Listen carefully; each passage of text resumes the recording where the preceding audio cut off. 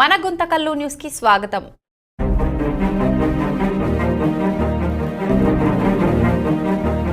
గుంతకల్ పట్టణంలో ఆర్డీఓ కార్యాలయం దగ్గరికి రావడం జరిగింది. ముఖ్యంగా గుంతకల్ నియోజకవర్గంలో ఇసుక చాలా ఇబ్బందిగా ఉంది.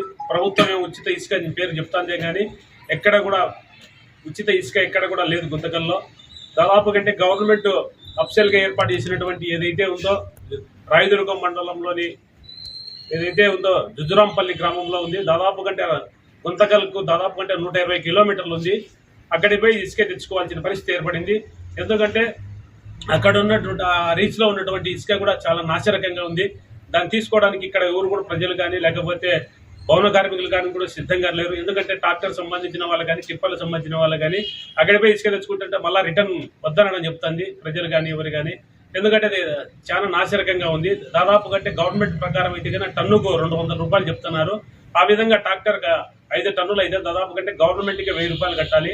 తర్వాత అక్కడికి పోయి తీసుకురావడానికి ట్రాక్టర్కు దాదాపు కంటే డీజిల్కు 120 కిలోమీటర్లు అంటే దాదాపు 240 కిలోమీటర్లకు గాను 3000 రూపాయలు ఖర్చు అవుతుంది. అదేవిధంగా డ్రైవర్ కూడా 600 బత్త, అదేవిధంగా టిఫిన్ భోజనం ఖర్చు 200 రూపాయలు అవుతుంది. మొత్తంగా టోటల్గా బాడీ కలుపుకుంటే 6500 రూపాయలు ప్రజల నుండి తీసుకోవడం జరుగుతుంది. టిప్పర్కి అయితే కన్నా 18 టన్నులు తీసుకోవడం జరుగుతుంది. దాదాపు కంటే 3600 రూపాయలు గవర్నమెంట్కి చెల్లించడం జరుగుతుంది.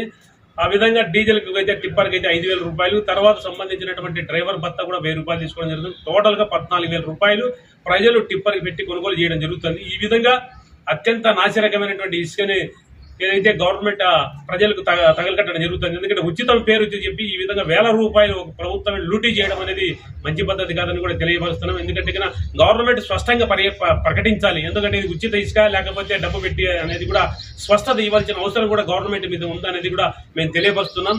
ఇప్పటికైనా ఉచిత ఇసుక అనేది గుంతకల్ నియోజకవర్గంలో దగ్గరలో అది కూడా నాణ్యమైనటువంటి ఇసుకను అందుబాటులో తెచ్చి ఉచిత ఇసుకను అందజేసే విధంగా చర్యలు చేపట్టాలని ప్రభుత్వాన్ని డిమాండ్ చేస్తున్నాం. లేని పక్షంలో ఆందోళన కార్యక్రమం చేపడతామని చెప్పి తెలియపరుస్తున్నాం. ఇసుక లేకపోవడం వల్ల అనేక మంది కార్మికులు, భవన కార్మికులకు ఉపాధి లేకుండా పోయింది.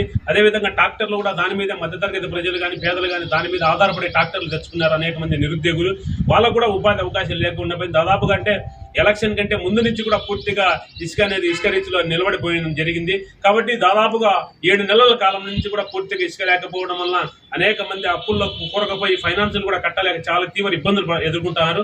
యువదికేమో ముఖ్యమంత్రి గారు నారా చంద్రబాబు నాయుడు గారేమో ఉచిత ఇసుకని ఎక్కడి నుంచైనా వాగుల్లో కానీ వంకల్లో కానీ లేకపోతే మనిషి కూడా గంప తెచ్చుకొని ఆ గంప మీద నెత్తి మీద పెట్టుకుని తీసుకుని కూడా ఎటువంటి అభ్యంతరం లేదు ప్రభుత్వానికి. ఆ విధంగా తీసుకెళ్లొచ్చు అని చెప్పి ప్రకటించడం జరుగుతుంది. అయితే దానికి విరుద్ధంగా రెవెన్యూ అధికారులు, పోలీసులు వివరించడం జరుగుతుంది.